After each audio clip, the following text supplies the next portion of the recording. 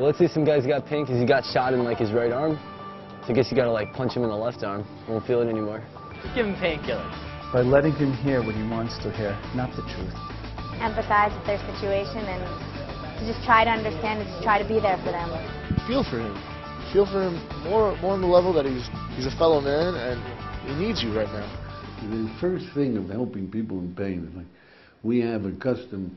It's a law in Judaism that when somebody loses a loved one, he says shiva, and people come to comfort the mourners. That's what it's called, nichum avelim, to comfort the mourners. So the law is you sit down, and if the mourner, if the person, the bereaved, doesn't speak, you just sit there, and you just sit there, and you should sit there. You're not supposed to start the conversation. He's got to start the conversation. If he starts the conversation, then you go on. But if not, you sit there for 5, 10, 15 minutes, as much as time as you allotted, and then you get up and you say, may the Almighty comfort you amongst the mourners of Zion. So, what did you do for those 15 minutes? You were there. And that is alleviating his pain. Human beings are social creatures. We're all one.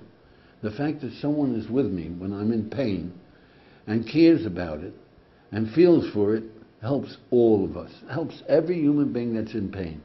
And I want you to know, the same thing goes the other way. If you have joy, you know, you're marrying off your kid, nobody shows up, that's pretty bad, yeah? People show up and they say, wonderful, mazel tov, and you feel that joy, you feel they're participating in your joy is much better. We're all one, we're all humanity. Understand their sorrow. Talk to them, help them.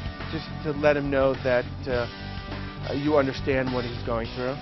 When you hear an ambulance going by, the Jewish custom is that you say a prayer for whoever it is, whoever needs this ambulance, yeah? Because a human being is suffering.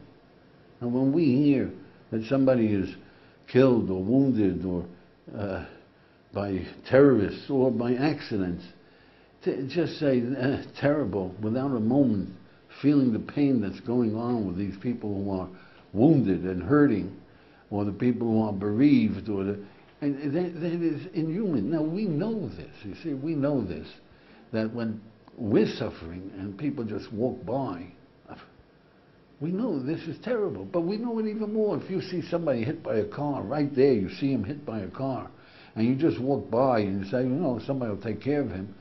And unless you're afraid of getting sued or whatever it is, or hurting the guy, you pick him up, you put him into your car, you rush him to the hospital because you know you should feel his pain. We are one, yeah? We are one. Now if people would feel the pain of the starving Ethiopians, or if people would feel the pain of the Israelis that are being attacked with terror attacks and children killed and mothers killed, if people would feel the pain of the spots of people who are mugged and beaten and raped, if they would feel that pain, they would take action. They would take action, and that action would improve all of us.